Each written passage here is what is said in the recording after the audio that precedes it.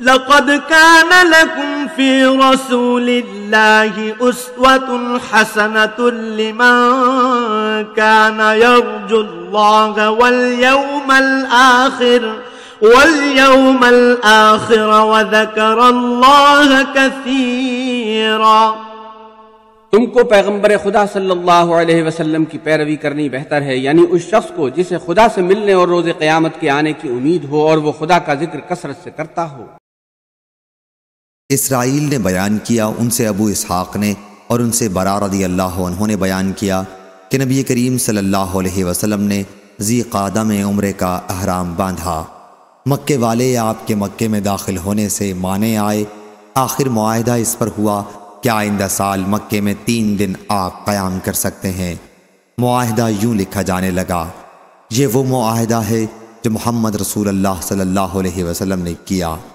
کفار قریش کہنے لگے کہ ہم یہ تسلیم نہیں کرتے، اگر ہم آپ کو اللہ کا رسول مانتے تو روکتے ہی کیوں؟ آپ تو بس محمد بن عبداللہ ہیں۔ حضرت نے فرمایا کہ میں اللہ کا رسول بھی ہوں اور میں محمد بن عبداللہ بھی ہوں۔ پھر علی رضی اللہ عنہ سے فرمایا کہ رسول اللہ کا لفظ مٹا دو۔ انہوں نے کہا کہ ہرگز نہیں، خدا کی قسم میں یہ لفظ کبھی نہیں مٹا سکتا۔ حضرت صلی اللہ علیہ وسلم نے وہ تحریر اپنے ہاتھ میں لے لی۔ آپ لکھنا نہیں جانتے تھے، لیکن آپ نے اس کے الفاظ اس طرح کر دیے، یہ وہ معاہدہ ہے جو محمد بن عبداللہ نے کیا کہ وہ ہتھیار لے کر مکے میں نہیں آئیں گے، البتہ ایسی تلوار جو نیام میں ہو ساتھ لا سکتے ہیں، اور یہ کہ اگر مکہ والوں میں سے کوئی ان کے ساتھ جانا چاہے گا تو وہ اسے اپنے ساتھ نہیں لے جائیں گے، لیکن اگر ان کے ساتھیوں میں سے کوئی مکے میں رہنا چاہے گا تو وہ اسے نہ روکیں گے۔ پھر جب آئندہ سال آپ اس معاہدے کے مطابق مکے میں داخل ہوئے اور 3 دن کی مدت پوری ہو گئی تو مکے والے علی رضی اللہ عنہ کے پاس آئے اور کہا کہ اپنے ساتھی سے کہو کہ اب یہاں سے چلے جائیں کیونکہ مدت پوری ہو گئی ہے۔ جب حضرت صلی اللہ علیہ وسلم مکے سے نکلے تو آپ کے پیچھے حمزہ رضی اللہ عنہ کی بیٹی چچا چچا کہتی ہوئی آئیں۔ علی رضی اللہ عنہ نے انہیں لے لیا اور ہاتھ پکڑ کر فاطمہ رضی اللہ عنہا کے پاس لائے اور کہا کہ اپنے چچا کی بیٹی کو لے لو، میں اسے لیتا آیا ہوں۔ علی زید جعفر کا اختلاف ہوا۔ علی رضی اللہ عنہ نے کہا کہ میں اسے اپنے ساتھ لایا ہوں اور یہ میرے چچا کی لڑکی ہے۔ جعفر رضی اللہ عنہ نے کہا کہ یہ میرے چچا کی لڑکی ہے اور اس کی خالہ میرے نکاح میں ہے۔ زید رضی اللہ عنہ نے کہا یہ میرے بھائی کی لڑکی ہے، لیکن حضرت صلی اللہ علیہ وسلم نے ان کی خالہ کے حق میں فیصلہ فرمایا جو جعفر رضی اللہ عنہ کے نکاح میں تھیں، اور فرمایا خالہ ماں کے درجے میں ہوتی ہے، اور علی رضی اللہ عنہ سے فرمایا کہ تم مجھ سے ہو اور میں تم سے ہوں۔ جعفر رضی اللہ عنہ سے فرمایا کہ تم صورت و شکل اور عادات و اخلاق دونوں میں مجھ سے مشابہ ہو، اور زید رضی اللہ عنہ سے فرمایا کہ تم ہمارے بھائی اور ہمارے مولا ہو۔ علی رضی اللہ عنہ نے حضرت صلی اللہ علیہ وسلم سے عرض کیا کہ حمزہ کی صاحبزادی کو آپ اپنے نکاح میں لے لیں، لیکن آپ نے فرمایا کہ وہ میرے رضائی بھائی کی لڑکی ہے۔ صحیح بخاری حدیث نمبر 4251۔ سریج نے بیان کیا، کہا ہم سے فلیح نے بیان کیا۔ دوسری سند، مجھ سے محمد بن حسین بن ابراہیم نے بیان کیا، کہا کہ مجھ سے میرے والد نے بیان کیا، ان سے فلیح بن سلیمان نے بیان کیا، ان سے نافع نے اور ان سے ابن عمر رضی اللہ عنہ نے کہ رسول اللہ صلی اللہ علیہ وسلم عمرے کے ارادے سے نکلے، لیکن کفار قریش نے بیت اللہ پہنچنے سے آپ کو روکا۔ چنانچہ حضرت صلی اللہ علیہ وسلم نے اپنا قربانی کا جانور حدیبیہ میں ہی ذبح کر دیا اور وہیں سر بھی منڈوایا، اور ان سے معاہدہ کیا کہ آپ آئندہ سال عمرہ کر سکتے ہیں، لیکن نیام میں تلواروں کے سوا اور کوئی ہتھیار ساتھ نہیں لا سکتے، اور جتنے دنوں مکے والے چاہیں گے اس سے زیادہ آپ وہاں ٹھہر نہیں سکیں گے۔ اس لیے حضرت صلی اللہ علیہ وسلم نے آئندہ سال عمرہ کیا اور معاہدے کے مطابق مکے میں داخل ہوئے۔ 3 دن وہاں مقیم رہے، پھر قریش نے آپ سے جانے کے لیے کہا اور آپ مکے سے چلے آئے۔ صحیح بخاری حدیث نمبر 4252۔ مجاہد نے بیان کیا کہ میں اور عروہ بن زبیر دونوں مسجد نبوی میں داخل ہوئے تو حضرت ابن عمر رضی اللہ عنہ حضرت عائشہ رضی اللہ عنہا کے حجرے کے نزدیک بیٹھے ہوئے تھے۔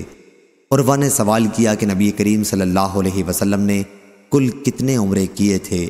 حضرت ابن عمر رضی اللہ عنہ نے کہا کہ 4، اور ایک ان میں سے رجب میں کیا تھا۔ صحیح بخاری حدیث نمبر 4253۔ پھر ہم نے ام المومنین حضرت عائشہ رضی اللہ عنہا کے اپنے گھر میں مسواک کرنے کی آواز سنی تو عروہ نے ان سے پوچھا، اے ایمان والوں کی ماں، آپ نے سنا ہے یا نہیں؟ ابو عبد الرحمن عبداللہ بن عمر رضی اللہ عنہ کہتے ہیں کہ حضور صلی اللہ علیہ وسلم نے 4 عمرے کیے تھے۔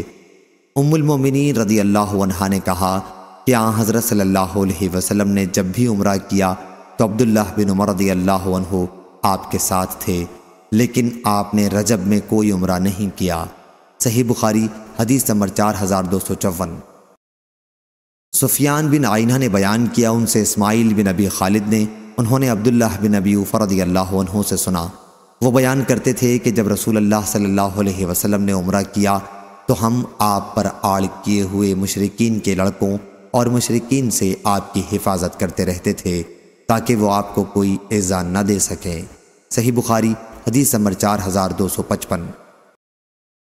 حماد بن زید نے بیان کیا، ان سے ایوب سختیانی نے، ان سے سعید بن جبیر نے، اور ان سے حضرت عبداللہ بن عباس رضی اللہ عنہ نے کہ جب نبی کریم صلی اللہ علیہ وسلم صحابہ رضی اللہ عنہم کے ساتھ عمرے کے لیے مکہ تشریف لائے تو مشرکین نے کہا کہ تمہارے یہاں وہ لوگ آ رہے ہیں جنہیں یثرب مدینے کے بخار نے کمزور کر دیا ہے، اس لیے حضور صلی اللہ علیہ وسلم نے حکم دیا کہ طواف کے پہلے 3 چکروں میں اکڑ کر چلا جائے اور رکن یمانی اور حجر اسود کے درمیان حسب معمول چلیں۔ تمام چکروں میں اکڑ کر چلنے کا حکم آپ نے اس لیے نہیں دیا کہ کہیں یہ امت پر دشوار نہ ہو جائے۔ اور حماد بن سلمہ نے ایوب سے اس حدیث کو روایت کر کے یہ اضافہ کیا ہے، ان سے سعید بن جبیر نے اور ان سے ابن عباس رضی اللہ عنہ نے بیان کیا کہ جب حضرت صلی اللہ علیہ وسلم اس سال عمرہ کرنے آئے جس میں مشرکین نے آپ کو امن دیا تھا تو آپ نے فرمایا کہ اکڑ کر چلو تاکہ مشرکین تمہاری قوت کو دیکھیں۔ مشرکین جب لقیقان کی طرف کھڑے دیکھ رہے تھے۔ صحیح بخاری حدیث نمبر 4256۔ ابن عباس رضی اللہ عنہ نے بیان کیا کہ نبی کریم صلی اللہ علیہ وسلم نے بیت اللہ کے طواف میں رمل اور صفا و مروہ کے درمیان دوڑ مشرکین کے سامنے اپنی طاقت دکھانے کے لیے کی تھی۔ صحیح بخاری حدیث نمبر 4257۔ حضرت ابن عباس رضی اللہ عنہ نے بیان کیا کہ جب نبی کریم صلی اللہ علیہ وسلم نے ام المومنین میمونہ رضی اللہ عنہا سے نکاح کیا تو آپ محرم تھے، اور جب ان سے خلوت کی تو آپ احرام کھول چکے تھے۔ میمونہ رضی اللہ عنہا کا انتقال بھی اسی مقام صرف میں ہوا۔ صحیح بخاری حدیث نمبر 4258۔ امام بخاری رحمہ اللہ نے اور ابن اسحاق نے اپنی روایت میں یہ اضافہ کیا ہے کہ مجھ سے ابن ابی نجیح اور ابان بن صالح نے بیان کیا، ان سے عطا اور مجاہد نے اور ان سے ابن عباس رضی اللہ عنہ نے بیان کیا کہ نبی کریم صلی اللہ علیہ وسلم نے حضرت میمونہ رضی اللہ عنہا سے عمرہ قضا میں نکاح کیا تھا۔ صحیح بخاری حدیث نمبر 4259۔ سعید بن ابی ہلال نے بیان کیا اور کہا کہ مجھ کو نافع نے خبر دی اور انہیں ابن عمر رضی اللہ عنہ نے خبر دی کہ اس غزوہ موتا میں حضرت جعفر طیار رضی اللہ عنہ کی لاش پر کھڑے ہو کر میں نے شمار کیا تو نیزوں اور تلواروں کے 50 زخم ان کے جسم پر تھے، لیکن پیچھے یعنی پیٹھ پر ایک زخم بھی نہیں تھا۔ صحیح بخاری حدیث نمبر 4260۔ عبداللہ بن عمر رضی اللہ عنہ نے بیان کیا کہ رسول اللہ صلی اللہ علیہ وسلم نے غزوہ موتا کے لشکر کا امیر زید بن حارثہ رضی اللہ عنہ کو بنایا تھا۔ حضور صلی اللہ علیہ وسلم نے یہ بھی فرما دیا تھا کہ اگر زید رضی اللہ عنہ شہید ہو جائیں تو جعفر رضی اللہ عنہ امیر ہوں گے، اور اگر جعفر رضی اللہ عنہ بھی شہید ہو جائیں تو عبداللہ بن رواحہ رضی اللہ عنہ امیر ہوں۔ عبداللہ بن عمر رضی اللہ عنہ نے بیان کیا کہ اس غزوے میں میں بھی شریک تھا۔ بعد میں جب ہم نے جعفر کو تلاش کیا تو ان کی لاش ہمیں شہداء میں ملی، اور ان کے جسم پر کچھ اوپر 90 زخم نیزوں اور تیروں کے تھے۔ صحیح بخاری حدیث نمبر 4261۔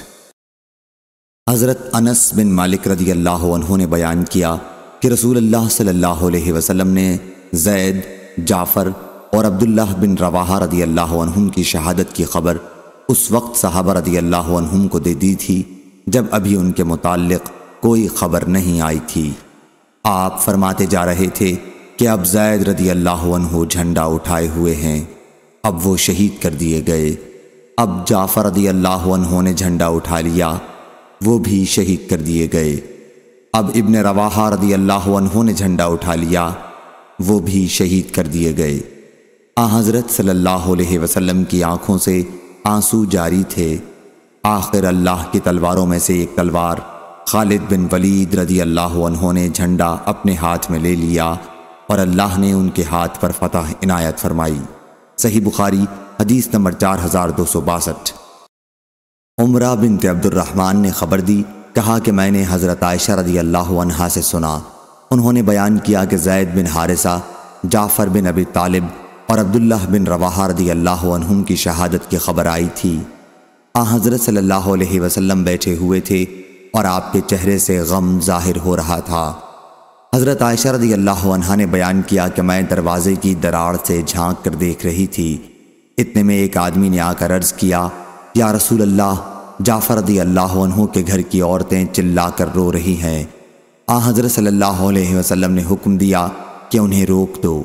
بیان کیا کہ وہ صاحب گئے اور پھر واپس آ کر کہا کہ میں نے انہیں روکا اور یہ بھی کہہ دیا کہ انہوں نے اس کی بات نہیں مانی۔ پھر اس نے بیان کیا کہ حضور صلی اللہ علیہ وسلم نے پھر منع کرنے کے لیے فرمایا۔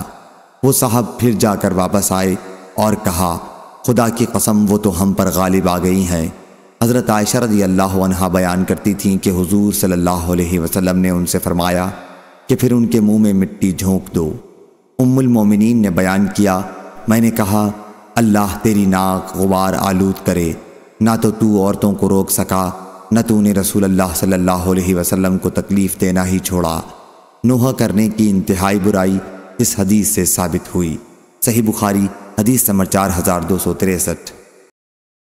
عمر بن علی نے بیان کیا، ان سے اسماعیل بن ابی خالد نے بیان کیا، ان سے عامر شعبی نے بیان کیا کہ حضرت ابن عمر رضی اللہ عنہ جب جعفر بن ابی طالب رضی اللہ عنہ کے بیٹے کے لیے سلام بھیجتے تو السلام علیک یا ابن ذی الجناحین کہتے۔ صحیح بخاری حدیث نمبر 4264۔ قیس بن ابی حازم نے بیان کیا کہ میں نے خالد بن ولید رضی اللہ عنہ سے سنا، انہوں نے بیان کیا کہ غزوہ موطا میں میرے ہاتھ سے 9 تلواریں ٹوٹی تھیں، صرف ایک یمن کا بنا ہوا چوڑے پھل کا تیغہ باقی رہ گیا تھا۔ صحیح بخاری حدیث نمبر 4265۔ قیس بن ابی حازم نے بیان کیا کہ میں نے خالد بن ولید رضی اللہ عنہ سے سنا، وہ بیان کرتے تھے کہ غزوہ موطا میں میرے ہاتھ سے 9 تلواریں ٹوٹی تھیں، صرف ایک یمنی تیغہ میرے ہاتھ میں باقی رہ گیا تھا۔ صحیح بخاری حدیث نمبر 4266۔ محمد بن فضیل نے بیان کیا، ان سے حسین بن عبد الرحمن نے، ان سے عامر شعبی نے اور ان سے نعمان بن بشیر نے کہ عبداللہ بن رواحہ رضی اللہ عنہ پر ایک مرتبہ کسی مرض میں بے ہوشی طاری ہوئی تو ان کی بہن عمرہ والد نعمان بن بشیر یہ سمجھ کر کہ کوئی حادثہ پیش آ گیا، عبداللہ بن رواحہ رضی اللہ عنہ کے لیے پکار کر رونے لگیں، ہائے میرا بھائی، ہائے میرے ایسے اور ویسے۔ ان کے محاسن اس طرح ایک ایک کر کے گنانے لگیں، لیکن جب عبداللہ رضی اللہ عنہ کو ہوش آیا تو انہوں نے کہا کہ تم جب میری کسی خوبی کا بیان کرتی تھیں تو مجھ سے پوچھا جاتا تھا کہ کیا تم واقعی ایسے ہی تھے۔ صحیح بخاری حدیث نمبر 4267۔ ابصر بن قاسم نے بیان کیا، ان سے حسین نے، ان سے شعبی نے اور ان سے نعمان بن بشیر رضی اللہ عنہ نے بیان کیا کہ عبداللہ بن رواحہ رضی اللہ عنہ کو بے ہوشی ہو گئی تھی، پھر اوپر کی حدیث کی طرح بیان کیا۔ چنانچہ جب غزوہ موطا میں وہ شہید ہوئے تو ان کی بہن ان پر نہیں روئیں۔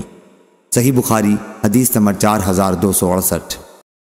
حسین نے خبر دی، انہیں ابو ذبیان حسین بن جندب نے کہا کہ میں نے اسامہ بن زید رضی اللہ عنہ سے سنا، انہوں نے بیان کیا کہ ہمیں رسول اللہ صلی اللہ علیہ وسلم نے قبیلہ حرقہ کی طرف بھیجا، ہم نے صبح کے وقت ان پر حملہ کیا اور انہیں شکست دے دی، پھر میں اور ایک اور انصاری صحابی اس قبیلے کے ایک شخص مرداس بن عمرو نامی سے بھڑ گئے، جب ہم نے اس پر غلبہ پا لیا تو وہ لا الہ الا اللہ کہنے لگا، انصاری تو فوراً ہی رک گیا، لیکن میں نے اسے اپنے برچے سے قتل کر دیا۔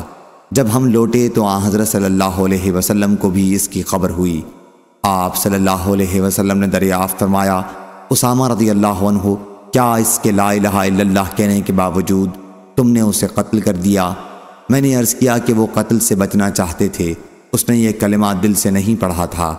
آپ بار بار یہی فرماتے رہے، کیا تم نے اس کے لا الہ الا اللہ کہنے پر بھی اسے قتل کر دیا؟ کہ میرے دل میں یہ آرزو پیدا ہوئی کہ کاش میں آج سے پہلے اسلام نہ لاتا۔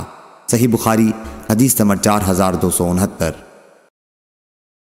یزید بن ابی عبید نے بیان کیا اور انہوں نے سلمہ بن عقور رضی اللہ عنہ سے سنا، وہ بیان کرتے تھے کہ میں نبی کریم صلی اللہ علیہ وسلم کے ہمراہ 7 غزووں میں شریک رہا ہوں اور 9 ایسے لشکروں میں شریک ہوا ہوں جو آپ نے روانہ کیے تھے، مگر آپ خود ان میں نہیں گئے۔ کبھی ہم پر ابو بکر رضی اللہ عنہ امیر ہوئے اور کسی فوج کے امیر اسامہ رضی اللہ عنہ ہوئے۔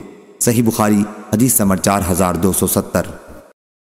عمر بن حفص بن غیاس نے، جو امام بخاری رحمہ اللہ کے شیخ ہیں، بیان کیا، کہا ہم سے ہمارے والد نے بیان کیا، ان سے یزید بن ابی عبید نے بیان کیا اور انہوں نے سلمہ بن عقور رضی اللہ عنہ سے سنا۔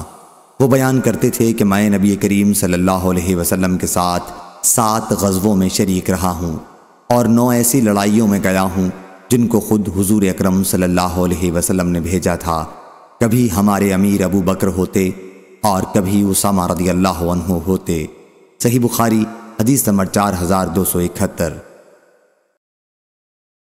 سلمہ بن عقور رضی اللہ عنہ نے بیان کیا کہ میں نبی کریم صلی اللہ علیہ وسلم کے ساتھ 7 غزووں میں شریک رہا ہوں اور میں نے ابن حارثہ یعنی اسامہ رضی اللہ عنہ کے ساتھ بھی غزوہ کیا ہے۔ حضور اکرم صلی اللہ علیہ وسلم نے انہیں ہم پر امیر بنایا تھا۔ صحیح بخاری حدیث نمبر 4272۔ حماد بن مسعدہ نے بیان کیا، ان سے یزید بن ابی عبید نے اور ان سے سلمہ بن عقور رضی اللہ عنہ نے، کہ میں نے نبی کریم صلی اللہ علیہ وسلم کے ساتھ 7 غزوے کیے۔ اس سلسلے میں انہوں نے غزوہ خیبر، غزوہ حدیبیہ، غزوہ حنین اور غزوہ ذات القرد کا ذکر کیا۔ یزید نے کہا کہ باقی غزووں کے نام میں بھول گیا۔ صحیح بخاری حدیث نمبر 4273۔ حسن بن محمد بن علی نے خبر دی اور انہوں نے عبید اللہ بن ابو رافع سے سنا، انہوں نے بیان کیا کہ میں نے حضرت علی رضی اللہ عنہ سے سنا، انہوں نے بیان کیا کہ مجھے اور زبیر اور مقداد رضی اللہ عنہم کو رسول کریم صلی اللہ علیہ وسلم نے روانہ کیا اور ہدایت کی کہ مکے کے راستے پر چلے جانا، جب تم مقام روضہ خاک پر پہنچو تو وہاں تمہیں ہودج میں سوار ایک عورت ملے گی، وہ ایک خط لیے ہوئے ہے، تم اس سے وہ لے لینا۔ انہوں نے کہا کہ ہم روانہ ہوئے، ہمارے گھوڑے ہمیں تیزی کے ساتھ لیے جا رہے تھے۔ جب ہم روضہ خاک پر پہنچے تو واقعی وہاں ہمیں ایک عورت ہودج میں سوار ملی جن کا نام سارا یا کنود ہے۔ ہم نے اس سے کہا کہ خط نکال، وہ کہنے لگی کہ میرے پاس کوئی خط نہیں ہے، لیکن جب ہم نے اس سے یہ کہا کہ اگر تو نے خود سے خط نکال کر ہمیں نہیں دیا تو ہم تیرا کپڑا اتار کر تلاشی لیں گے، تب اس نے اپنی چوٹی میں سے وہ خط نکالا۔ ہم وہ خط لے کر نبی کریم صلی اللہ علیہ وسلم کی خدمت میں واپس ہوئے۔ اس میں یہ لکھا تھا کہ حاطب بن ابی بلتع رضی اللہ عنہ کی طرف سے چند مشرکین مکہ کے نام صفوان بن امیہ، سہیل بن عمرو اور اکرمہ بن ابو جہل۔ پھر انہوں نے اس میں مشرکین کو حضور اکرم صلی اللہ علیہ وسلم کے بعض بھیدوں کی خبر بھی دی تھی۔ آپ فوج لے کر آنا چاہتے ہیں۔ حضور صلی اللہ علیہ وسلم نے دریافت فرمایا، اے حاطب، تو نے یہ کیا کیا؟ انہوں نے عرض کیا، یا رسول اللہ، میرے بارے میں فیصلہ کرنے میں آپ جلدی نہ فرمائیں، میں اس کی وجہ عرض کرتا ہوں۔ بات یہ ہے کہ میں دوسرے مہاجرین کی طرح قریش کے خاندان سے نہیں ہوں، صرف ان کا حلیف بن کر ان سے جڑ گیا ہوں، اور دوسرے مہاجرین کے وہاں عزیز و اقربا ہیں جو ان کے گھر بار مال اسباب کی نگرانی کرتے ہیں۔ میں نے چاہا کہ خیر، جب میں خاندان کی روح سے ان کا شریک نہیں ہوں تو کچھ احسان ہی ان پر ایسا کر دوں جس کے خیال سے وہ میرے کنبے والوں کو نہ ستائیں۔ میں نے یہ کام اپنے دین سے پھر کر نہیں کیا، اور نہ اسلام لانے کے بعد میرے دل میں کفر کی حمایت کا جذبہ ہے۔ اس پر حضور صلی اللہ علیہ وسلم نے فرمایا کہ واقعی انہوں نے تمہارے سامنے سچی بات کہہ دی ہے۔ حضرت عمر رضی اللہ عنہ نے عرض کیا، یا رسول اللہ، اجازت ہو تو میں اس منافق کی گردن اڑا دوں، لیکن حضرت صلی اللہ علیہ وسلم نے فرمایا، یہ غزوہ بدر میں شریک رہے ہیں، اور تمہیں کیا معلوم اللہ تعالیٰ جو غزوہ بدر میں شریک ہونے والوں کے کام سے واقف ہے، سورہ ممتحنہ میں اس نے ان کے متعلق خود فرما دیا ہے کہ جو چاہو کرو، میں نے تمہارے گناہ معاف کر دیے۔ اس پر اللہ تعالیٰ نے یہ آیت نازل کی، اے وہ لوگو جو ایمان لا چکے ہو، میرے اور اپنے دشمنوں کو دوست نہ بناؤ کہ ان سے تم اپنی محبت کا اظہار کرتے رہو۔ آیت فقد ضل سواء السبیل تک۔ صحیح بخاری حدیث نمبر 4274۔ عقیل بن خالد نے بیان کیا، ان سے ابن شہاب نے کہا کہ مجھے عبید اللہ بن عبداللہ بن عتبہ نے خبر دی، اور انہیں ابن عباس رضی اللہ عنہ نے خبر دی کہ نبی کریم صلی اللہ علیہ وسلم نے غزوہ فتح مکہ رمضان میں کیا تھا۔ ظاہری نے ابن سعد سے بیان کیا کہ میں نے سعید بن مسیب سے سنا کہ وہ بھی اسی طرح بیان کرتے تھے۔ ظاہری نے عبید اللہ سے روایت کیا، ان سے ابن عباس رضی اللہ عنہ نے بیان کیا کہ غزوہ فتح کے سفر میں جاتے ہوئے رسول اللہ صلی اللہ علیہ وسلم روزے سے تھے، لیکن جب آپ مقام قدید پر پہنچے جو قدید اور عصفان کے درمیان ایک چشمہ ہے، تو آپ نے روزہ توڑ دیا۔ اس کے بعد حضرت صلی اللہ علیہ وسلم نے روزہ نہیں رکھا یہاں تک کہ رمضان کا مہینہ ختم ہو گیا۔ صحیح بخاری حدیث نمبر 4275۔ ظاہری نے خبر دی، انہیں عبید اللہ بن عبداللہ نے اور انہیں عبداللہ بن عباس رضی اللہ عنہ نے کہ نبی کریم صلی اللہ علیہ وسلم فتح مکہ کے لیے مدینہ سے روانہ ہوئے۔ آپ کے ساتھ 10 یا 12 ہزار کا لشکر تھا۔ اس وقت آپ کو مدینہ میں تشریف لا کر 8.5 سال پورے ہونے والے تھے۔ چنانچہ حضرت صلی اللہ علیہ وسلم اور آپ کے ساتھ جو مسلمان تھے مکے کے لیے روانہ ہوئے۔ حضور صلی اللہ علیہ وسلم بھی روزے سے تھے اور تمام مسلمان بھی، لیکن جب آپ مقام قدید پر پہنچے جو قدید اور عصفان کے درمیان ایک چشمہ ہے، تو آپ نے روزہ توڑ دیا اور آپ کے ساتھ مسلمانوں نے بھی روزہ توڑ دیا۔ ظاہری نے کہا کہ حضرت صلی اللہ علیہ وسلم کے سب سے آخری عمل پر ہی عمل کیا جائے گا۔ صحیح بخاری حدیث نمبر 4276۔ عبد الاعلیٰ نے بیان کیا، ان سے خالد نے بیان کیا، ان سے اکرمہ نے اور ان سے حضرت ابن عباس رضی اللہ عنہ نے کہ نبی کریم صلی اللہ علیہ وسلم رمضان میں حنین کی طرف تشریف لے گئے۔ مسلمانوں میں بعض حضرات تو روزے سے تھے اور بعض نے روزہ نہیں رکھا تھا، لیکن جب حضور صلی اللہ علیہ وسلم اپنی سواری پر پوری طرح بیٹھ گئے تو آپ نے برتن میں دودھ یا پانی طلب فرمایا اور اسے اپنی اونٹنی پر یا اپنی ہتھیلی پر رکھا اور پھر پی لیا۔ پھر آپ نے لوگوں کو دیکھا جن لوگوں نے پہلے سے روزہ نہیں رکھا تھا، انہوں نے روزہ داروں سے کہا کہ اب روزہ توڑ لو۔ صحیح بخاری حدیث نمبر 4277۔ عبد الرزاق نے کہا، ہم کو معمر نے خبر دی، انہیں ایوب نے، انہیں اکرمہ نے اور انہیں حضرت ابن عباس رضی اللہ عنہ نے نبی کریم صلی اللہ علیہ وسلم سے نقل کیا، اور حماد بن زید نے ایوب سے روایت کیا، انہوں نے اکرمہ سے، انہوں نے حضرت عبداللہ بن عباس رضی اللہ عنہ سے، اور انہوں نے نبی کریم صلی اللہ علیہ وسلم سے نقل کیا۔ صحیح بخاری حدیث نمبر 4278۔ ابن عباس رضی اللہ عنہ نے بیان کیا کہ رسول اللہ صلی اللہ علیہ وسلم نے رمضان میں فتح مکہ کا سفر شروع کیا۔ آپ روزے سے تھے، جب مقام عصفان پر پہنچے تو پانی طلب فرمایا۔ دن کا وقت تھا اور آپ نے وہ پانی پیا تاکہ لوگوں کو دکھلا سکیں۔ پھر آپ نے روزہ نہیں رکھا اور مکے میں داخل ہوئے۔ بیان کیا کہ ابن عباس رضی اللہ عنہ کہا کرتے تھے کہ نبی کریم صلی اللہ علیہ وسلم نے سفر میں بعض اوقات روزہ بھی رکھا تھا اور بعض اوقات روزہ نہیں بھی رکھا، اس لیے سفر میں جس کا جی چاہے روزہ رکھے اور جس کا جی چاہے نہ رکھے۔ مسافر کے لیے روزہ نہ رکھنے کی اجازت ہے۔ روایت میں فتح مکہ کے لیے سفر کرنے کا ذکر ہے، یہی باب سے مطابقت ہے۔ صحیح بخاری حدیث نمبر 4279۔ ابو اسامہ نے بیان کیا، ان سے ہشام بن عروہ نے، ان سے ان کے والد نے بیان کیا کہ جب رسول اللہ صلی اللہ علیہ وسلم فتح مکہ کے لیے روانہ ہوئے تو قریش کو اس کی خبر مل گئی تھی۔ چنانچہ ابو سفیان بن حرب، حکیم بن حزام اور بدیل بن ورقہ نبی کریم صلی اللہ علیہ وسلم کے بارے میں معلومات کے لیے مکہ سے نکلے۔ یہ لوگ چلتے چلتے مقام مراز زہران پر پہنچے تو انہیں جگہ جگہ آگ جلتی ہوئی دکھائی دی۔ ایسا معلوم ہوتا تھا کہ مقام عرفات کی آگ ہے۔ ابو سفیان نے کہا کہ یہ آگ کیسی ہے؟ یہ تو عرفات کی آگ کی طرح دکھائی دیتی ہے۔ اس پر بدیل بن ورقہ نے کہا، یہ بنی عمرو یعنی قبا کے قبیلے کی آگ ہے۔ ابو سفیان نے کہا کہ بنی عمرو کی تعداد اس سے بہت کم ہے۔ اتنے میں حضور صلی اللہ علیہ وسلم کے محافظ دستے نے انہیں دیکھ لیا اور ان کو پکڑ کر حضرت صلی اللہ علیہ وسلم کی خدمت میں لائے۔ پھر ابو سفیان رضی اللہ عنہ نے اسلام قبول کیا۔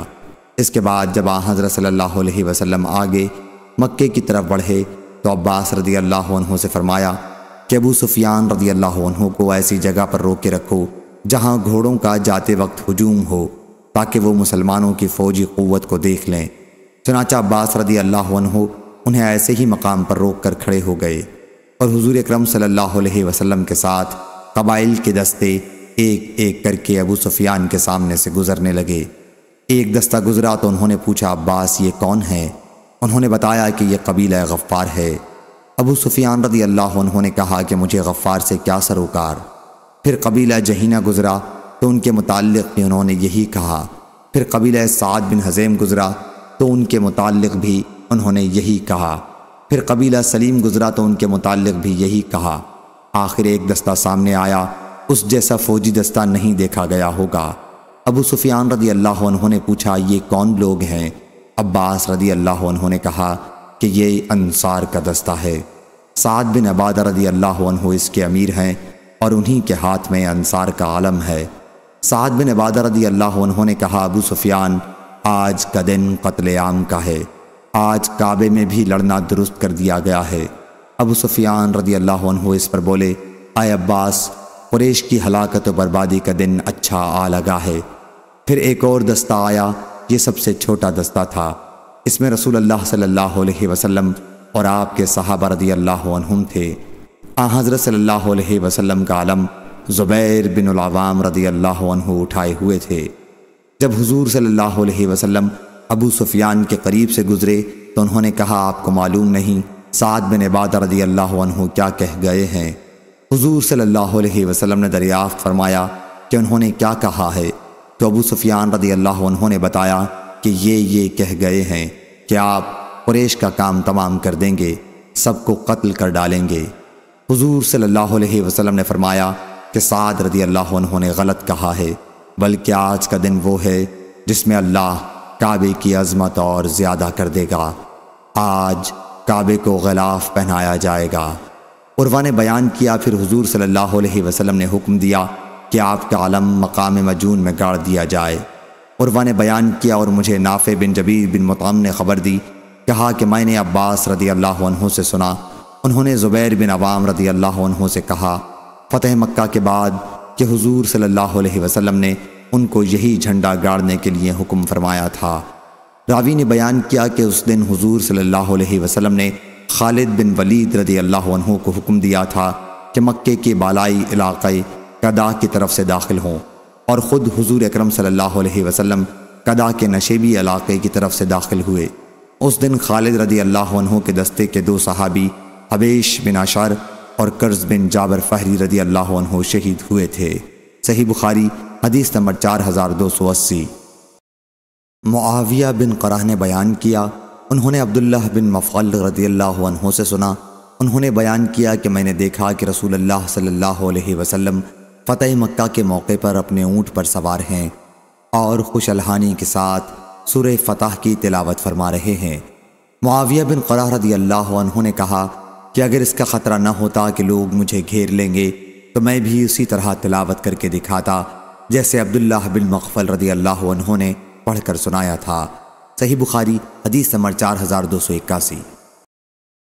اسامہ بن زید رضی اللہ عنہ نے بیان کیا کہ فتح مکہ کے سفر میں انہوں نے رسول اللہ صلی اللہ علیہ وسلم سے پوچھا، یا رسول اللہ، کل مکے میں آپ کہاں قیام فرمائیں گے؟ حضرت صلی اللہ علیہ وسلم نے فرمایا، ہمارے لیے عقیل نے کوئی گھر ہی کہاں چھوڑا ہے۔ صحیح بخاری حدیث نمبر 4282۔ پھر حضور صلی اللہ علیہ وسلم نے فرمایا کہ مومن کافر کا وارث نہیں ہو سکتا اور نہ کافر مومن کا وارث ہو سکتا ہے۔ ظاہری سے پوچھا گیا کہ پھر ابو طالب کی وراثت کسے ملی تھی؟ انہوں نے بتایا کہ ان کے وارث عقیل اور طالب ہوئے تھے۔ معمر نے ظاہری سے اسامہ رضی اللہ عنہ کا سوال یوں نقل کیا ہے کہ آپ اپنے حج کے دوران کہاں قیام فرمائیں گے، اور یونس نے اپنی روایت میں نہ حج کا ذکر کیا ہے اور نہ فتح مکہ کا۔ صحیح بخاری حدیث نمبر 4283۔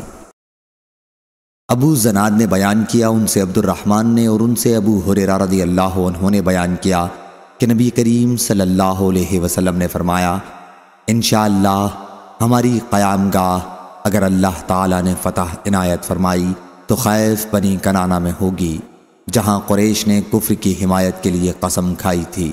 صحیح بخاری حدیث نمبر 4284۔ ابن شہاب نے خبر دی، انہیں ابو سلمہ نے اور ان سے ابو ہریرہ رضی اللہ عنہ نے بیان کیا کہ رسول اللہ صلی اللہ علیہ وسلم نے جب حنین کا ارادہ کیا تو فرمایا، انشاءاللہ کل ہمارا قیام خیف بنی کنانہ میں ہوگا، جہاں قریش نے کفر کے لیے قسم کھائی تھی۔ صحیح بخاری حدیث نمبر 4285۔ انس بن مالک رضی اللہ عنہ نے بیان کیا کہ فتح مکہ کے موقع پر جب نبی کریم صلی اللہ علیہ وسلم مکے میں داخل ہوئے تو سر مبارک پر خود تھی۔ آپ نے اسے اتارا ہی تھا کہ ایک صحابی نے آ کر عرض کیا کہ ابن قتل کعبے کے پردے سے چمٹا ہوا ہے۔ حضور صلی اللہ علیہ وسلم نے فرمایا کہ اسے وہیں قتل کر دو۔ امام رحمہ اللہ نے کہا، جیسا کہ ہم سمجھتے ہیں آگے اللہ جانے، نبی صلی اللہ علیہ وسلم اس دن احرام باندھے ہوئے نہیں تھے۔ صحیح بخاری حدیث نمبر 4286۔ عبداللہ بن مسعود رضی اللہ عنہ نے بیان کیا کہ فتح مکہ کے دن جب نبی کریم صلی اللہ علیہ وسلم مکے میں داخل ہوئے تو بیت اللہ کے چاروں طرف 360 بت تھے۔ حضور اکرم صلی اللہ علیہ وسلم ایک چھڑی سے جو دست مبارک میں تھی مارتے جاتے تھے اور اس آیت کی تلاوت کرتے جاتے تھے کہ حق قائم ہو گیا اور باطل مغلوب ہو گیا، حق قائم ہو گیا اور باطل سے نہ شروع میں کچھ ہو سکا ہے نہ آئندہ کچھ ہو سکتا ہے۔ صحیح بخاری حدیث نمبر 4287۔ عبداللہ بن مسعود رضی اللہ عنہ نے بیان کیا کہ فتح مکہ کے دن جب نبی کریم صلی اللہ علیہ وسلم مکے میں داخل ہوئے تو بیت اللہ کے چاروں طرف 360 بت تھے۔ حضور اکرم صلی اللہ علیہ وسلم ایک چھڑی سے جو دست مبارک میں تھی مارتے جاتے تھے اور اس آیت کی تلاوت کرتے جاتے تھے کہ حق قائم ہو گیا اور باطل مغلوب ہو گیا، حق قائم ہو گیا اور باطل سے نہ شروع میں کچھ ہو سکا ہے نہ آئندہ کچھ ہو سکتا ہے۔ صحیح بخاری حدیث نمبر 4287۔ اور لیث نے بیان کیا، کہا کہ مجھ سے یونس نے بیان کیا، کہا کہ مجھے نافع نے خبر دی اور انہیں عبداللہ بن عمر رضی اللہ عنہ نے کہ رسول اللہ صلی اللہ علیہ وسلم اپنی سواری پر فتح مکہ کے دن مکے کے بالائی علاقے کی طرف سے شہر میں داخل ہوئے۔ اسامہ بن زید رضی اللہ عنہ آپ کی سواری پر آپ کے پیچھے بیٹھے ہوئے تھے۔ آپ کے ساتھ بلال رضی اللہ عنہ اور کعبے کے حاجب عثمان بن طلحہ رضی اللہ عنہ بھی تھے۔ آخر اپنے اونٹ کو آپ نے مسجد کے قریب باہر بٹھایا اور بیت اللہ کی کنجی لانے کا حکم دیا۔ پھر آپ بیت اللہ کے اندر تشریف لے گئے۔ آپ کے ساتھ اسامہ بن زید، بلال اور عثمان بن طلحہ رضی اللہ عنہم بھی تھے۔ آپ اندر کافی دیر تک ٹھہرے۔ جب باہر تشریف لائے تو لوگ جلدی سے آگے بڑھے۔ عبداللہ بن عمر رضی اللہ عنہ سب سے پہلے اندر جانے والوں میں تھے۔ انہوں نے بیت اللہ کے دروازے کے پیچھے حضرت بلال رضی اللہ عنہ کو کھڑے ہوئے دیکھا اور ان سے پوچھا، کیا حضرت صلی اللہ علیہ وسلم نے کہاں نماز پڑھی تھی؟ انہوں نے وہ جگہ بتلائی جہاں آپ نے نماز پڑھی تھی۔ عبداللہ بن عمر رضی اللہ عنہ نے کہا کہ یہ پوچھنا بھول گیا، کیا حضرت صلی اللہ علیہ وسلم نے نماز میں کتنی رکعتیں پڑھی تھیں؟ صحیح بخاری حدیث نمبر 4289۔ حفص بن میسرہ نے بیان کیا، ان سے ہشام بن عروہ نے، ان سے ان کے والد نے اور انہیں عائشہ رضی اللہ عنہا نے خبر دی کہ نبی کریم صلی اللہ علیہ وسلم فتح مکہ کے دن مکے کے بالائی علاقہ قدح سے شہر میں داخل ہوئے تھے۔ اس روایت کی مطابق ابو اسامہ اور وہیب نے قدح کے ذکر کے ساتھ کی ہے۔ صحیح بخاری حدیث نمبر 4290۔ عبید بن اسماعیل نے بیان کیا، کہا ہم سے ابو اسامہ نے بیان کیا، ان سے ہشام نے اور ان سے ان کے والد نے کہ نبی کریم صلی اللہ علیہ وسلم فتح مکہ کے دن مکے کے بالائی علاقہ قدح کی طرف سے داخل ہوئے تھے۔ صحیح بخاری حدیث نمبر 4291۔ شعبہ نے بیان کیا، ان سے عمرو نے، ان سے ابن ابی لیلہ نے کہ ام ہانی رضی اللہ عنہا کے سوا ہمیں کسی نے یہ خبر نہیں دی کہ نبی کریم صلی اللہ علیہ وسلم نے چاشت کی نماز پڑھی۔ انہی نے کہا کہ جب مکہ فتح ہوا تو آن حضرت صلی اللہ علیہ وسلم نے ان کے گھر غسل کیا اور 8 رکعت نماز پڑھی۔ انہوں نے کہا کہ آن حضرت صلی اللہ علیہ وسلم کو میں نے اتنی ہلکی نماز پڑھتے کبھی نہیں دیکھا تھا، پھر بھی اس میں آپ رکوع اور سجدہ پوری طرح کرتے تھے۔ صحیح بخاری حدیث نمبر 4292۔ حضرت عائشہ رضی اللہ عنہا نے بیان کیا کہ نبی کریم صلی اللہ علیہ وسلم اپنے رکوع میں اور سجدے میں یہ دعا پڑھتے تھے۔ دعا یہ ہے: سبحانک اللہم ربنا و بحمدک اللہم اغفر لی۔ صحیح بخاری حدیث نمبر 4293۔ ابن عباس رضی اللہ عنہ نے بیان کیا کہ عمر رضی اللہ عنہ مجھے اپنی مجلس میں اس وقت بھی بلا لیتے جب وہاں بدر کی جنگ میں شریک ہونے والے بزرگ صحابہ رضی اللہ عنہ بیٹھے ہوتے۔ اس پر بعض لوگ کہنے لگے، اس جوان کو آپ ہماری مجلس میں کیوں بلاتے ہیں؟ اس کے جیسے تو ہمارے بچے بھی ہیں۔ اس پر عمر رضی اللہ عنہ نے کہا، وہ تو ان لوگوں میں سے ہے جن کا علم و فضل تم جانتے ہو۔ انہوں نے بیان کیا کہ پھر ان بزرگ صحابیوں کو ایک دن عمر رضی اللہ عنہ نے بلایا اور مجھے بھی بلایا۔ بیان کیا کہ میں سمجھتا تھا کہ مجھے اس دن آپ نے اس لیے بلایا تھا تاکہ آپ میرا علم بتا سکیں۔ پھر آپ نے دریافت کیا، اذا جاء نصر اللہ والفتح ورأیت الناس يدخلون، ختم سورت تک کے متعلق تم لوگوں کا کیا خیال ہے؟ کسی نے کہا کہ ہمیں اس آیت میں حکم دیا گیا ہے کہ ہم اللہ کی حمد بیان کریں اور اس سے استغفار کریں کہ اس نے ہماری مدد کی اور ہمیں فتح عنایت فرمائی۔ بعض نے کہا کہ ہمیں اس کے متعلق کچھ معلوم نہیں ہے، اور بعض نے کوئی جواب نہیں دیا۔ پھر انہوں نے مجھ سے دریافت کیا، ابن عباس کیا تمہارا بھی یہی خیال ہے؟ میں نے جواب دیا کہ نہیں۔ پوچھا، پھر تم کیا کہتے ہو؟ میں نے کہا کہ اس میں رسول اللہ صلی اللہ علیہ وسلم کی وفات کا اشارہ ہے کہ جب اللہ تعالیٰ کی مدد اور فتح حاصل ہو گئی، یعنی فتح مکہ، تو یہ آپ کی وفات کی نشانی ہے۔ اس لیے آپ اپنے رب کی حمد اور تسبیح کریں اور اس کی مغفرت طلب کریں کہ وہ توبہ قبول کرنے والا ہے۔ عمر رضی اللہ عنہ نے کہا کہ جو کچھ تم نے کہا وہی میں بھی سمجھتا ہوں۔ صحیح بخاری حدیث نمبر 4294۔ لیث بن سعد نے بیان کیا، ان سے مقبری نے کہ ابو شریح عدوی رضی اللہ عنہ نے مدینے کے امیر عمرو بن سعید سے کہا، جبکہ عمرو بن سعید عبداللہ بن زبیر رضی اللہ عنہ کے خلاف مکے کی طرف لشکر بھیج رہے تھے، کہ اے امیر، مجھے اجازت دیجیے کہ میں آپ سے ایک حدیث بیان کروں جو رسول اللہ صلی اللہ علیہ وسلم نے فتح مکہ کے دوسرے دن ارشاد فرمائی تھی۔ اس حدیث کو میرے دونوں کانوں نے سنا، میرے قلب نے اس کو یاد رکھا، اور جب حضور اکرم صلی اللہ علیہ وسلم ارشاد فرما رہے تھے تو میں اپنی آنکھوں سے آپ کو دیکھ رہا تھا۔ حضور اکرم صلی اللہ علیہ وسلم نے پہلے اللہ کی حمد و ثنا بیان کی اور پھر فرمایا، بلا شبہ مکہ کو اللہ تعالیٰ نے حرمت والا شہر قرار دیا ہے، کسی انسان نے اسے اپنی طرف سے حرمت والا قرار نہیں دیا۔ اس لیے کسی شخص کے لیے بھی جو اللہ اور آخرت کے دن پر ایمان رکھتا ہو، جائز نہیں کہ اس میں کسی کا خون بہائے، اور نہ کوئی اس سرزمین کا کوئی درخت کاٹے۔ اور اگر کوئی شخص رسول اللہ صلی اللہ علیہ وسلم کے فتح مکہ کے موقع پر جنگ سے اپنے لیے بھی رخصت نکالے تو تم اس سے کہہ دینا کہ اللہ تعالیٰ نے صرف اپنے رسول کو تھوڑی دیر کے لیے اس کی اجازت دی تھی، تمہارے لیے بالکل اجازت نہیں ہے، اور مجھے بھی اس کی اجازت دن کے تھوڑے سے حصے کے لیے ملی تھی، اور آج پھر اس کی حرمت اسی طرح لوٹ آئی ہے جس طرح کل یہ شہر حرمت والا تھا۔ پس جو لوگ یہاں موجود ہیں وہ ان کو میرا کلام پہنچا دیں جو موجود نہیں۔ ابو شریح سے پوچھا گیا کہ عمرو بن سعید نے آپ کو پھر جواب کیا دیا تھا، تو انہوں نے بتایا کہ اس نے کہا کہ میں یہ مسائل تم سے زیادہ جانتا ہوں۔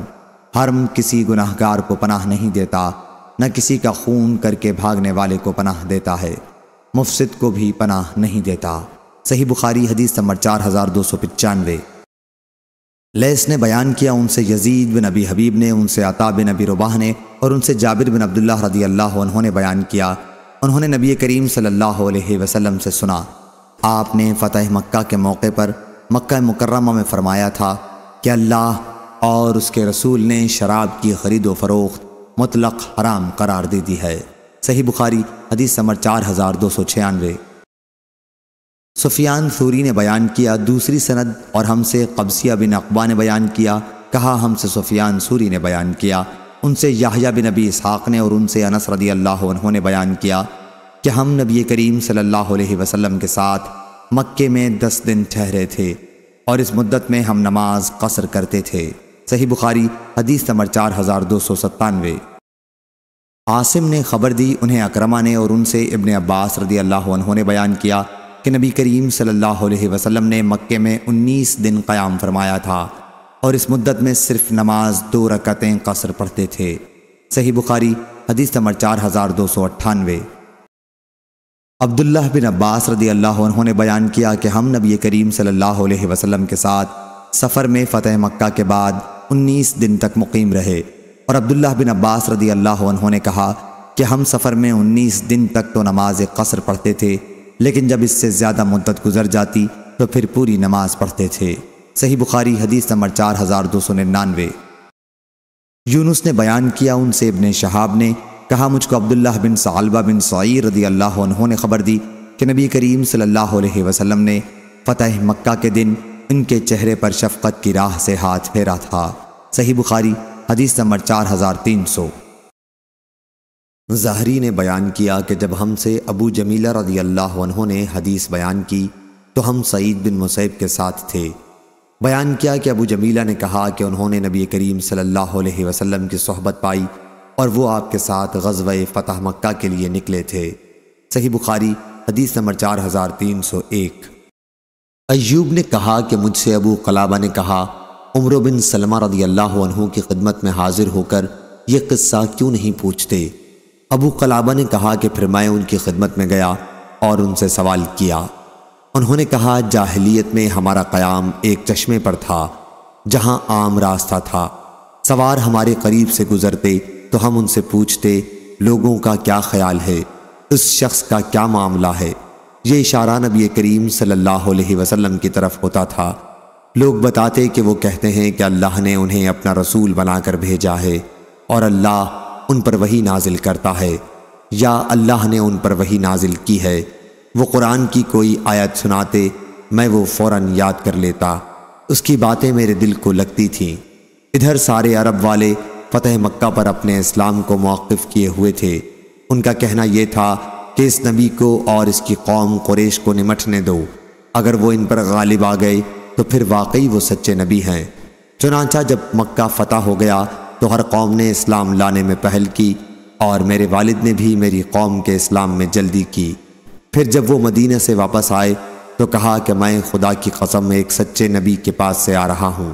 انہوں نے فرمایا ہے کہ فلاں نماز اس طرح فلاں وقت پڑھا کرو، اور جب نماز کا وقت ہو جائے تو تم میں سے کوئی ایک شخص اذان دے اور امامت وہ کرے جسے قرآن سب سے زیادہ یاد ہو۔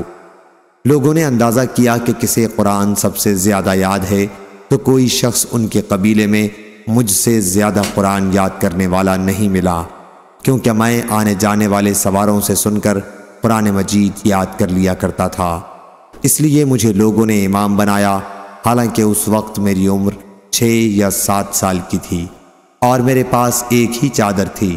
جب میں اسے لپیٹ کر سجدہ کرتا تو اوپر ہو جاتی اور پیچھے کی جگہ کھل جاتی۔ اس قبیلے کی ایک عورت نے کہا تم اپنے قاری کا چوتر تو پہلے چھپا دو۔ آخر انہوں نے کپڑا خریدا اور میرے لیے ایک قمیص بنائی۔ میں جتنا خوش اس قمیص سے ہوا اتنا کسی اور چیز سے نہیں ہوا تھا۔ صحیح بخاری حدیث نمبر 4302۔ امام مالک نے بیان کیا، ان سے ابن شہاب نے، ان سے عروہ بن زبیر نے، اور ان سے حضرت عائشہ رضی اللہ عنہا نے بیان کیا نبی کریم صلی اللہ علیہ وسلم سے۔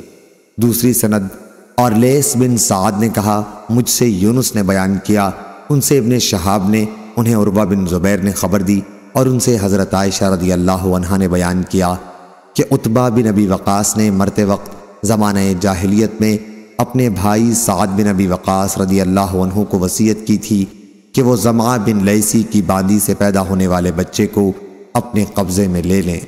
عتبہ نے کہا تھا وہ میرا لڑکا ہوگا۔ چنانچہ جب فتح مکہ کے موقع پر رسول اللہ صلی اللہ علیہ وسلم مکے میں داخل ہوئے تو سعد بن ابی وقاص رضی اللہ عنہ اس بچے کو لے کر حضور اکرم صلی اللہ علیہ وسلم کی خدمت میں حاضر ہوئے اور ان کے ساتھ عبد بن زمع بھی آئے۔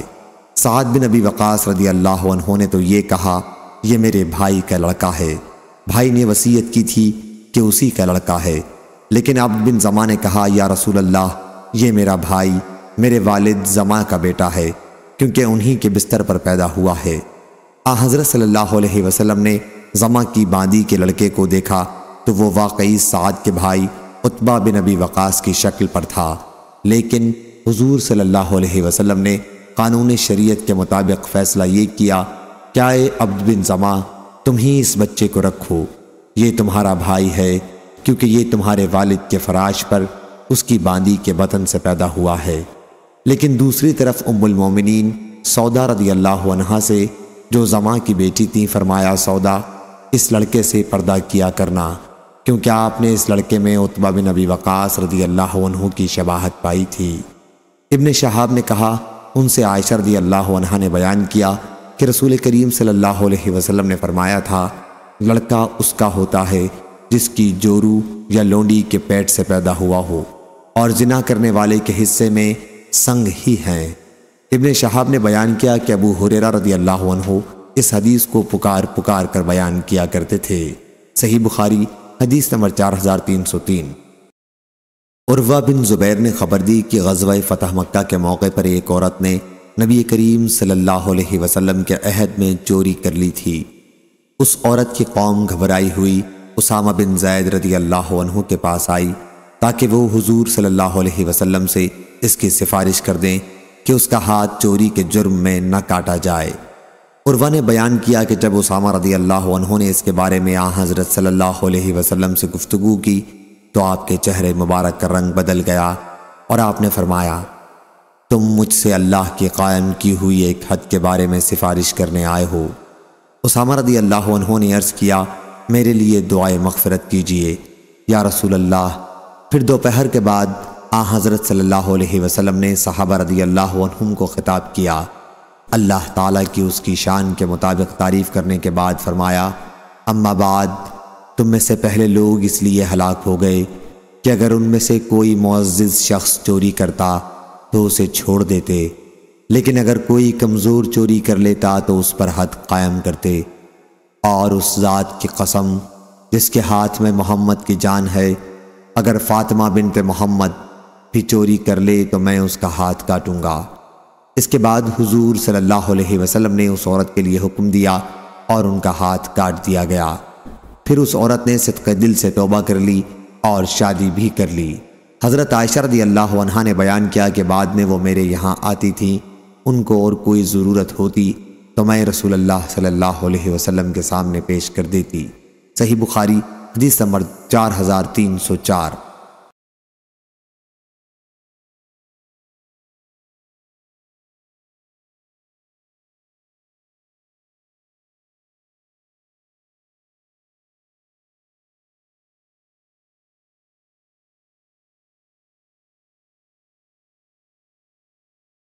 غندر نے بیان کیا، کہا ہم سے شعبہ نے بیان کیا، ان سے ابو بشر نے اور ان سے مجاہد نے کہ میں نے ابن عمر رضی اللہ عنہ سے عرض کیا کہ میرا ارادہ ہے کہ ملک شام کو ہجرت کر جاؤں۔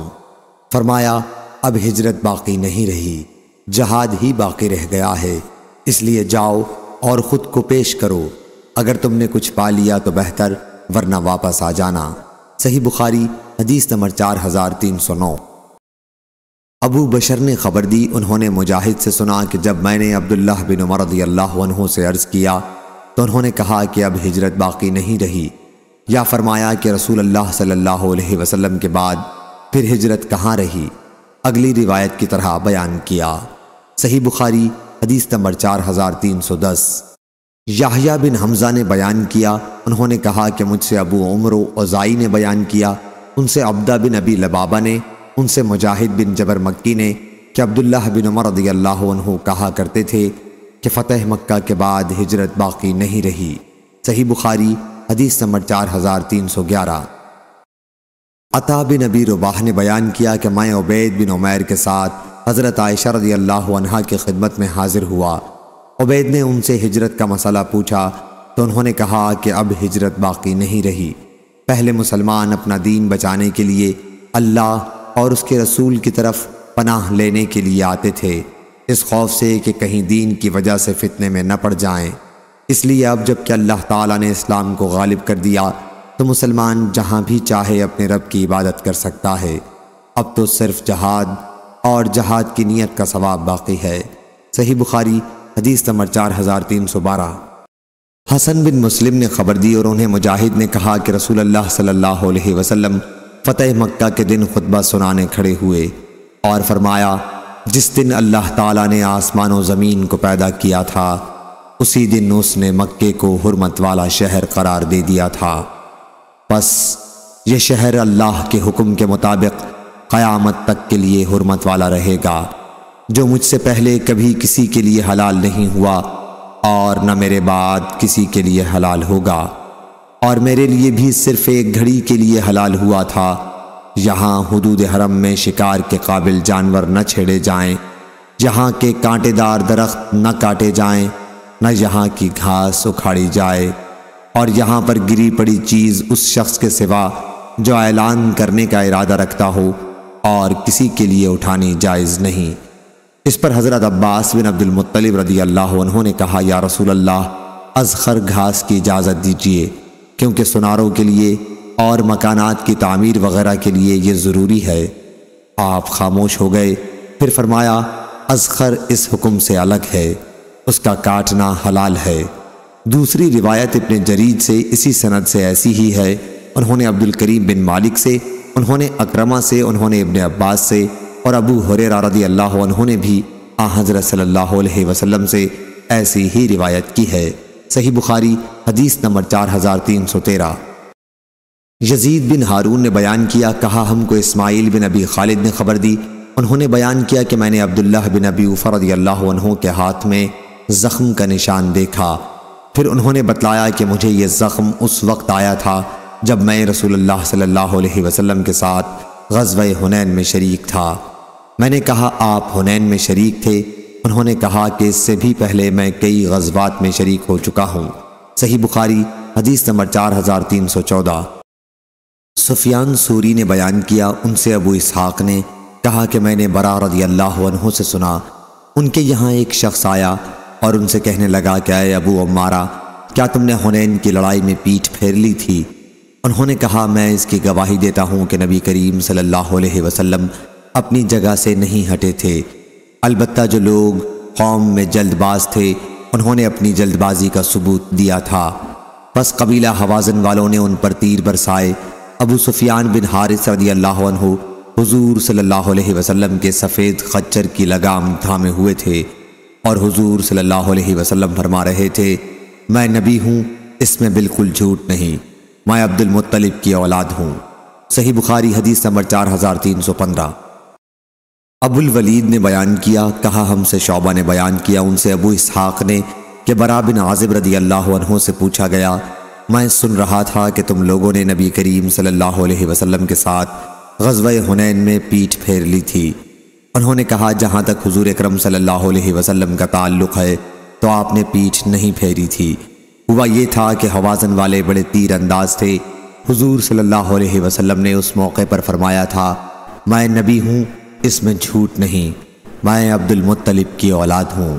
صحیح بخاری حدیث نمبر 4316۔ شعبہ نے بیان کیا، ان سے ابو اسحاق نے، انہوں نے برا رضی اللہ عنہ سے سنا اور ان سے قبیلہ قیس کے ایک آدمی نے پوچھا کہ کیا تم لوگ نبی کریم صلی اللہ علیہ وسلم کو غزوہ حنین میں چھوڑ کر بھاگ نکلے تھے؟ انہوں نے کہا، لیکن حضور اکرم صلی اللہ علیہ وسلم اپنی جگہ سے نہیں ہٹے تھے، قبیلہ حوازن کے لوگ تیر انداز تھے، جب ان پر ہم نے حملہ کیا تو وہ پسپا ہو گئے، پھر ہم لوگ مال غنیمت میں لگ گئے، آخر ہمیں ان کے تیروں کا سامنا کرنا پڑا۔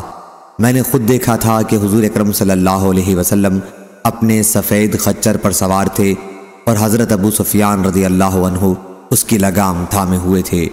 حضور صلی اللہ علیہ وسلم فرما رہے تھے، میں نبی ہوں، اس میں جھوٹ نہیں۔ اسرائیل اور زہیر نے بیان کیا کہ بعد میں حضور صلی اللہ علیہ وسلم اپنے خچر سے اتر گئے۔ صحیح بخاری حدیث نمبر 4317۔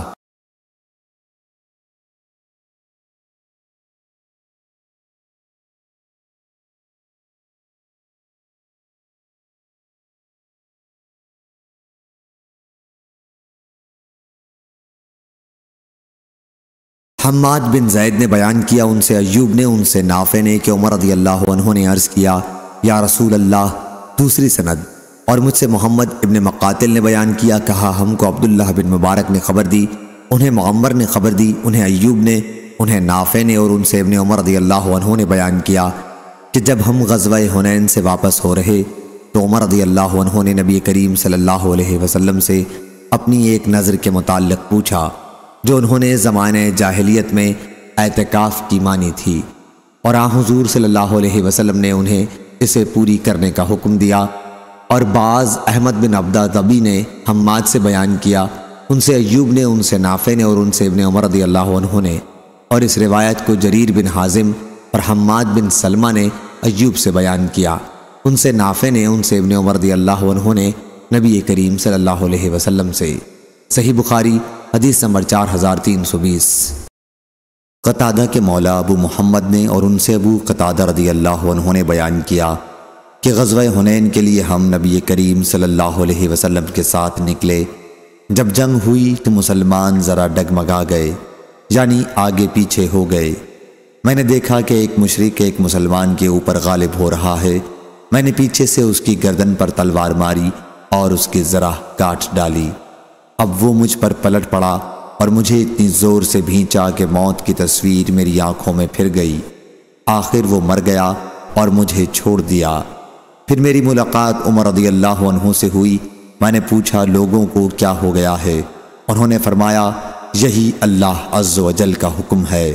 پھر مسلمان پلٹے اور جنگ ختم ہو جانے کے بعد حضور صلی اللہ علیہ وسلم تشریف فرما ہوئے اور فرمایا جس نے کسی کو قتل کیا ہو اور اس کے لیے کوئی گواہ بھی رکھتا ہو تو اس کا تمام سامان اور ہتھیار اسے ہی ملے گا۔ میں نے اپنے دل میں کہا کہ میرے لیے کون گواہی دے گا؟ پھر میں بیٹھ گیا۔ بیان کیا کہ پھر آپ نے دوبارہ یہی فرمایا۔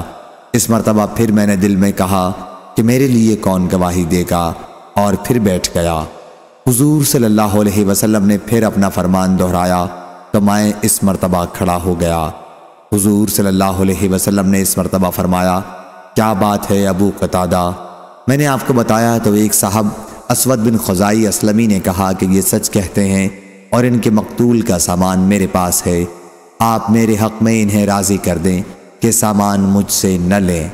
اس پر ابو بکر رضی اللہ عنہ نے فرمایا نہیں، خدا کی قسم، اللہ کے شیروں میں سے ایک شیر جو اللہ اور اس کے رسول صلی اللہ علیہ وسلم کی طرف سے لڑتا ہے، پھر حضور صلی اللہ علیہ وسلم اس کا حق تمہیں ہرگز نہیں دے سکتے۔ حضور صلی اللہ علیہ وسلم نے فرمایا کہ سچ کہا، تم سامان ابو قتادہ رضی اللہ عنہ کو دے دو۔ انہوں نے سامان مجھے دے دیا۔ میں نے اس سامان سے قبیلہ سلمہ کے محلے میں ایک باغ خریدا۔ اسلام کے بعد یہ میرا پہلا مال تھا جسے میں نے حاصل کیا تھا۔ صحیح بخاری حدیث نمبر 4321۔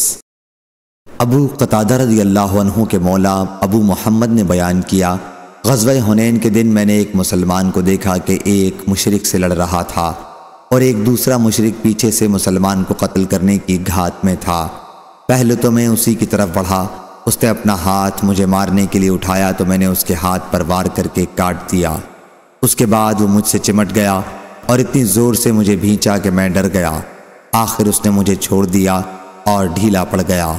میں نے اسے دھکا دے کر قتل کر دیا اور مسلمان بھاگ نکلے اور میں بھی ان کے ساتھ بھاگ پڑا۔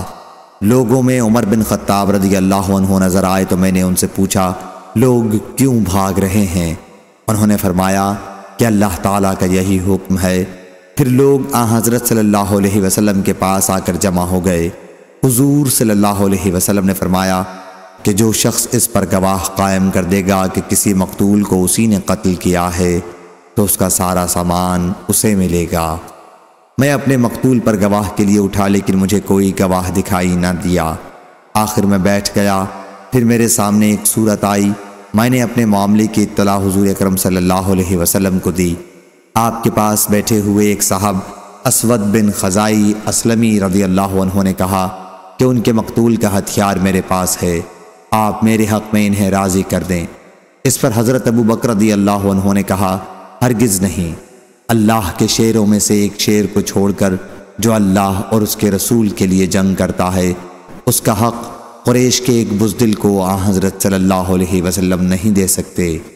ابو قتادہ رضی اللہ عنہ نے بیان کیا، چنانچہ حضور صلی اللہ علیہ وسلم کھڑے ہوئے اور مجھے وہ سامان عطا فرمایا۔ میں نے اس سے ایک باغ خریدا اور یہ سب سے پہلا مال تھا جسے میں نے اسلام لانے کے بعد حاصل کیا تھا۔ صحیح بخاری حدیث نمبر 4322۔ ابو اسامہ نے بیان کیا، ان سے برید بن عبداللہ نے، ان سے ابو بردہ نے اور ان سے ابو موسیٰ اشعری رضی اللہ عنہ نے کہ جب رسول اللہ صلی اللہ علیہ وسلم غزوہ حنین سے فارغ ہو گئے تو آپ نے ایک دستے کے ساتھ ابو عامر رضی اللہ عنہ کو وادی اوطاس کی طرف بھیجا۔ اس معرکے میں درید ابن الصمت سے مقابلہ ہوا۔ درید قتل کر دیا گیا اور اللہ تعالیٰ نے اس کے لشکر کو شکست دے دی۔ ابو موسیٰ اشعری رضی اللہ عنہ نے بیان کیا کہ ابو عامر رضی اللہ عنہ کے ساتھ حضرت صلی اللہ علیہ وسلم نے مجھے بھی بھیجا تھا۔ ابو عامر رضی اللہ عنہ کے گھٹنے میں تیر آ کر لگا۔ بنی جاشم کے ایک شخص نے ان پر تیر مارا تھا اور ان کے گھٹنے میں اتار دیا تھا۔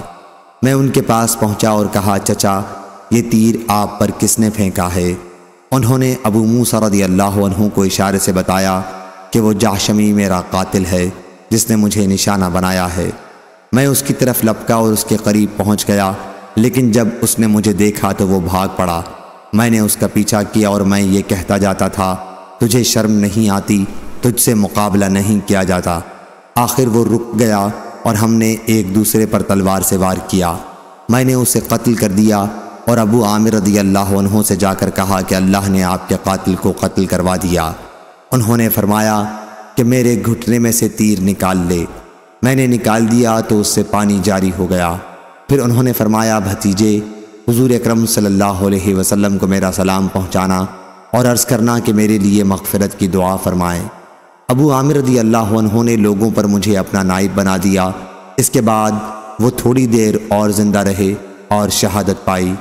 میں واپس ہوا اور حضور اکرم صلی اللہ علیہ وسلم کی خدمت میں پہنچا۔ آپ اپنے گھر میں بانوں کی ایک چارپائی پر تشریف رکھتے تھے۔ اس پر کوئی بستر بچھا ہوا نہیں تھا اور بانوں کے نشانات آپ کی پیٹھ اور پہلو پر پڑ گئے تھے۔ میں نے آپ سے اپنے اور ابو عامر رضی اللہ عنہ کے واقعات بیان کیے اور یہ کہ انہوں نے دعائے مغفرت کے لیے درخواست کی ہے۔ حضرت صلی اللہ علیہ وسلم نے پانی طلب فرمایا اور وضو کیا، پھر ہاتھ اٹھا کر دعا کی، اے اللہ عبید ابو عامر رضی اللہ عنہ کی مغفرت فرما۔ میں نے آپ کی بغل میں سفیدی جب آپ دعا کر رہے تھے دیکھی۔ پھر حضور صلی اللہ علیہ وسلم نے دعا کی، اے اللہ قیامت کے دن ابو عامر رضی اللہ عنہ کو اپنی بہت سی مخلوق سے بلند تر درجہ عطا فرمائیو۔ میں نے عرض کیا، اور میرے لیے بھی اللہ سے مغفرت کی دعا فرما دیجئے۔ حضور صلی اللہ علیہ وسلم نے دعا کی، اے اللہ عبداللہ ابن قیس ابو موسیٰ کے گناہوں کو بھی معاف فرما اور قیامت کے دن اچھا مقام عطا فرمائیو۔ اور ابو بردہ نے بیان کیا کہ ایک دعا ابو عامر رضی اللہ عنہ کے لیے تھی اور دوسری ابو موسیٰ رضی اللہ عنہ کے لیے۔ صحیح بخاری حدیث نمبر 4323۔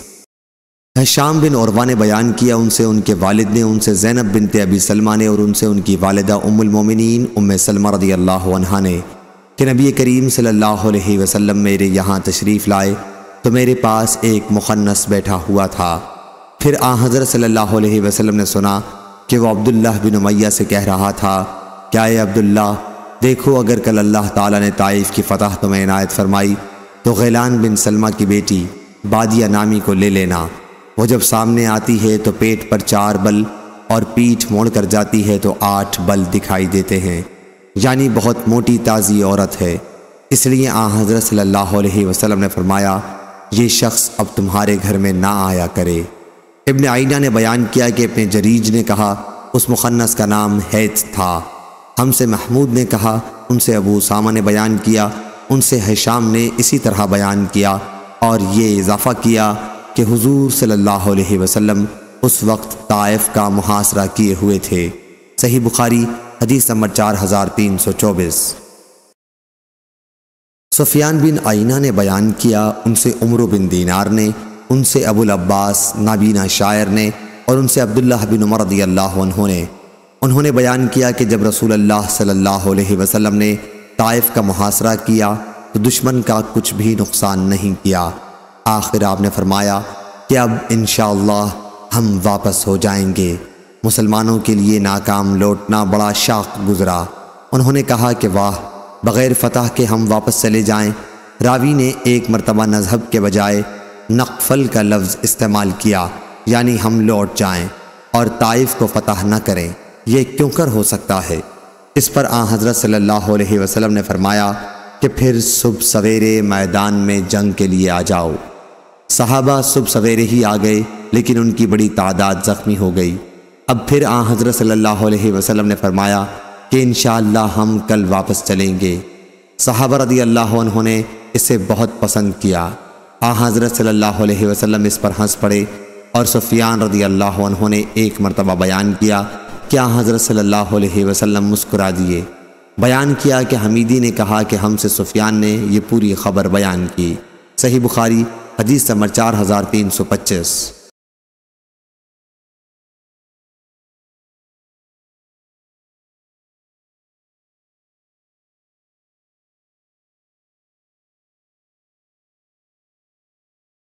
ابو موسیٰ اشعری رضی اللہ عنہ نے بیان کیا کہ میں نبی کریم صلی اللہ علیہ وسلم کے قریب ہی تھا جب آپ جعرانہ سے، جو مکہ اور مدینہ کے درمیان میں ایک مقام ہے، اتر رہے تھے۔ آپ کے ساتھ بلال رضی اللہ عنہ تھے۔